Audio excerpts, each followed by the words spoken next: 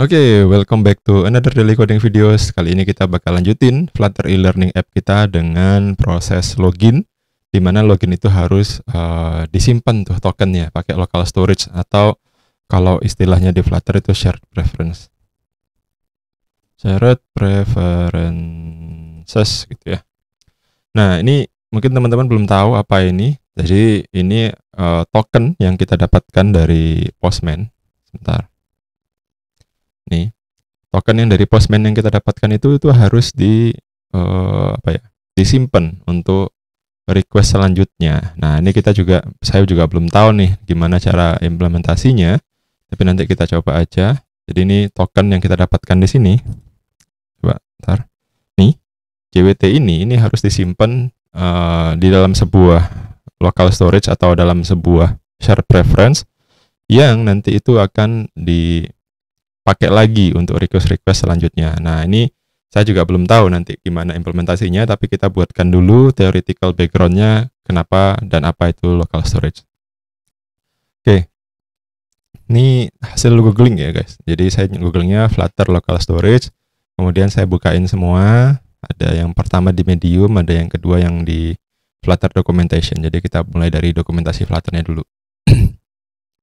Pertama dia bilang ini store key value data on disk. Jadi si ini untuk nyimpen ya local storage, dia itu nyimpen key value data on disk. Nah, nanti teman-teman yang belum tahu apa ini key value, nah ini harus dibaca lagi ya, save, nyimpen. Jadi dia menyimpan key value data. Nah, key value data itu apa? Nah, mungkin kita bisa tanya-tanya ini ya di sini ya, di Copilot-nya. Nah, jadi kalau teman-teman lagi kehilangan dosennya atau dosennya lagi sibuk gitu ya. Nah, ini bisa tanya nih. What is key value data? Nah, bisa kita tanyain di situ. Konteksnya sih dia konteksnya kadung ini ya, kadung Dart ya. Nah, nih. Jadi for example in JavaScript object which is a key value store might looks like this gitu ya. Key, ini ada key-nya, ini ada value-nya. Jadi yang kita simpan di dalam sebuah shared preference itu bisanya adalah key dan value. Tapi saya agak ragu apakah ini bisa pakai disimpan untuk objek apa enggak. Coba kita lihat lagi lebih dalam ya. Jadi di sini langkah-langkahnya dia bilang Flutter pub add shared preference. Oke. Kemudian nanti untuk nyimpen datanya kita bisa lakukan ini ya. Ambil dulu shared preference-nya, terus await dan set value-nya. Set value-nya ini ternyata juga menarik, ada set integer gitu ya. Kemudian untuk read datanya juga ambil dulu instance-nya, kemudian baru di get integer, parameternya apa, kemudian value-nya apa, key-nya apa, sorry ini key ya. Kemudian remove data juga seperti itu. Supported types-nya adalah ya, although the key value storage provided shared preference instance ya, it has limitation gitu ya. Only integer, double, boolean, string dan list of string gitu ya.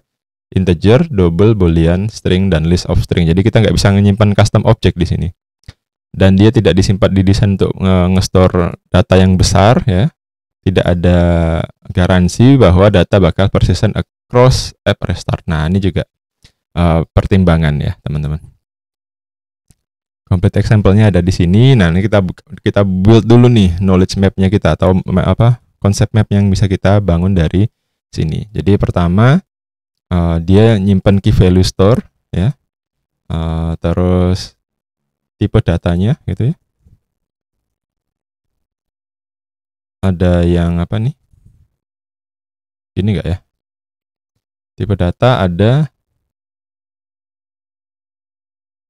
bisanya ya, integer, double, boolean, string, dan list of string. Nah, ini penting nih. Jadi nanti teman-teman kalau mau nyimpen yang selain itu nggak bisa ya. Integer, boolean, apa lagi nih? String double. Ya, ini kurang besar ya.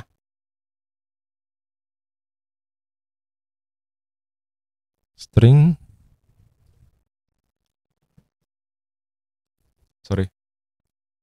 double, dan list of string. Gini ya. Nah, ini kita kecilin bisa nggak ya?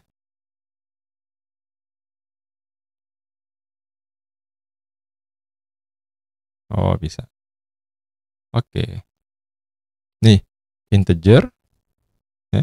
Jadi data yang bisa dia terima itu cuma integer, double, boolean, string, dan list of string. Nah, kita perlu ngecek tuh. Token yang kita keluarkan itu tipe datanya apa. Nah, baru kita masukkan sini. Kalau nggak sesuai dengan ini, dia nggak bisa nih. Boolean dan list of string. Nah, seperti ini teman-teman. Tes. Ya. Yang bisa disimpan. Nah, ya kita kasih teks. Ya. Yang bisa disimpan.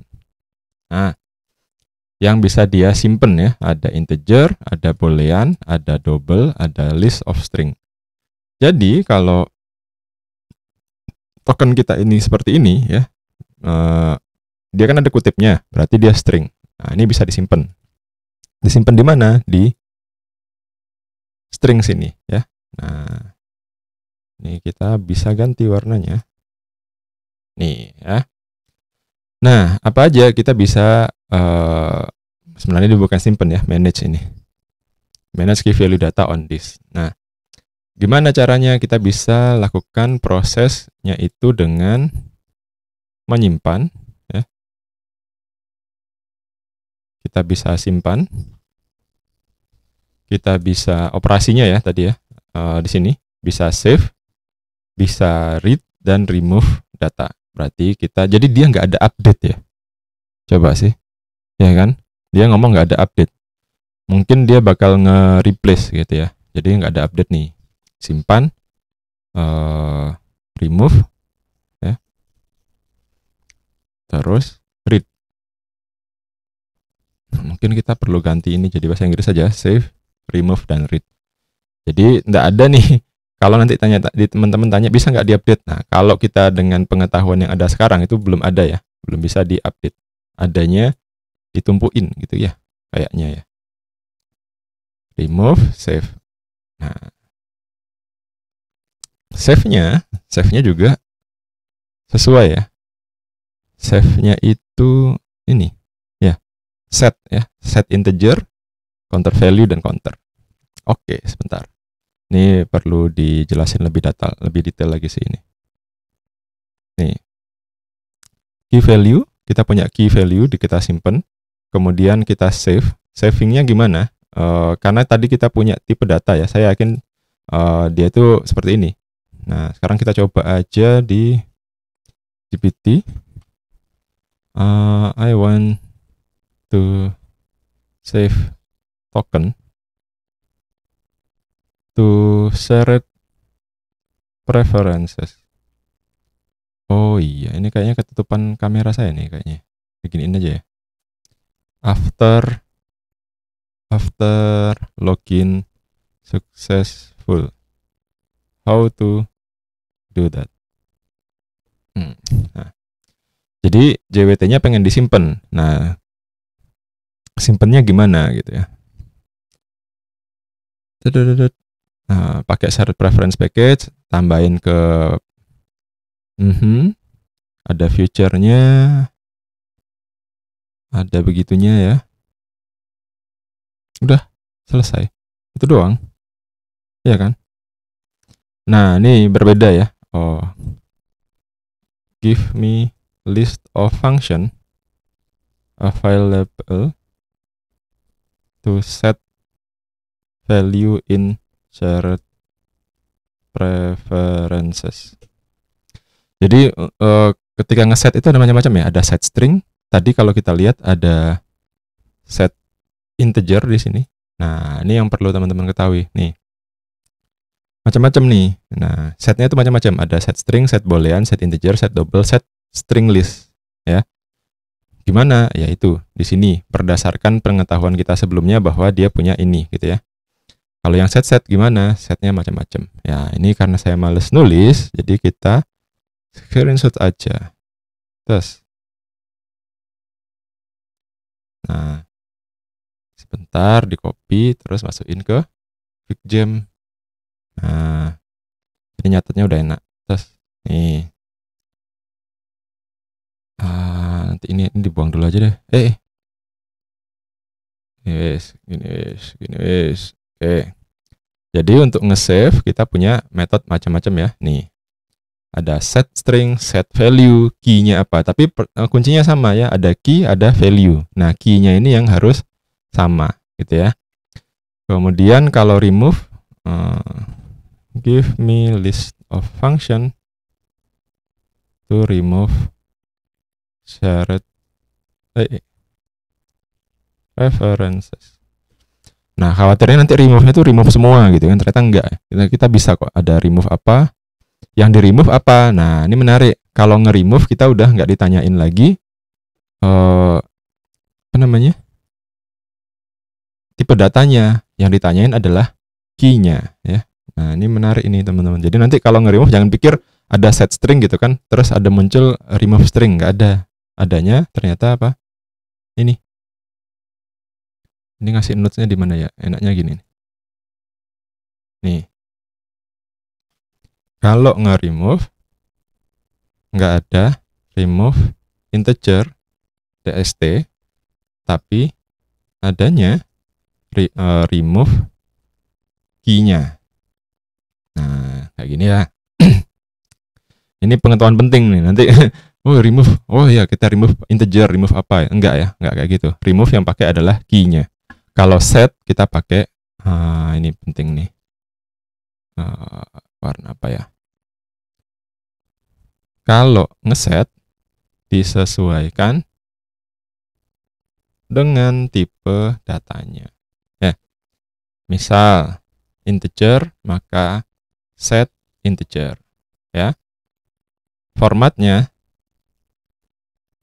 itu set integer, ini key-nya, kemudian value-nya.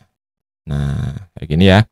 Di sini ada yang menarik lagi, teman-teman ya. Ini dilihat ya. Ini string, petik gitu ya. Boolean, true atau false. Set integer, angka. Set double, berkoma. List key, array ya. Nah, ini harus disesuaikan. Jangan sampai salah. Ya, kalau salah nanti salah kamar dia nanti ya. Kalau read gimana? Nah, kita coba tanya aja di sini. Give me list of function to read shared preferences. Oh iya, ada yang kurang. Kalau clear, ada clear lagi nih. Ada clear buat nge-remove semua. Nah, jadi ini ada function untuk remove all values ya. Jadi, kalau mau delete all, pakai clear. Nah, ini nih penting ini. Nih kalau nge-get sama ya kayaknya ya, nge-read sama. Jadi nge-read equal dengan save, tapi kalau remove dia nggak sama ya. Nih, terus beres. Nah, ini cerita tentang shared preferences ya. Ini kita copy dulu ya. Kalau membaca nge-get ya, get data disesuaikan dengan tipe datanya ya. Maka kalau dia integer maka integer, kalau dia something else ya maka dia something else gitu ya. Double tapi syaratnya satu ya, string, boolean, integer, double, list of string, dan dia tidak bisa dipakai untuk menyimpan custom object ya. Nah, ini yang teman-teman perlu sadari. Jadi kalau kita mau nyimpen something di mana? Di set preference itu bisanya cuma yang tipe data integer ya, boolean, double, string, dan list of string. Kalau kita mau get atau mau set, kita punya metodenya masing-masing ya. set string, set bold dan segala macamnya. Dan kita ini udah. Oke. Enough untuk teorinya dulu ya. Mungkin video saya akan selanjutnya akan seperti ini ya. Teori dulu baru ngoding. Kalau ngodingnya bentar guys, 5 menit paling selesai. Tapi pemahaman tentang tentang theoretical behind dan gimana cara membangun ini dan membuat knowledge-mu sendiri itu yang paling penting. Nah, kalau ini sudah, nanti misalkan ada library lain gitu ya. Nah, teman-teman bisa nih meniru cara ini ya, meniru konsep map yang saya buat ini dan kemudian membuat pemahaman dengan gayamu sendiri sehingga nanti kamu bisa dengan mudah mencerna dan ngodingnya itu jauh lebih enak. Oke, thank you udah nonton videonya. Jangan lupa di like, di share, di subscribe, dan jangan lupa juga support dosen ngoding bisa lewat macam-macam. Sekarang ada Sawerianya, ada membershipnya, ada link di Udemy course-nya yang bisa teman-teman pilih. Dan jangan lupa nanti tetap belajar, semangat ngoding. Sampai jumpa in the next videos.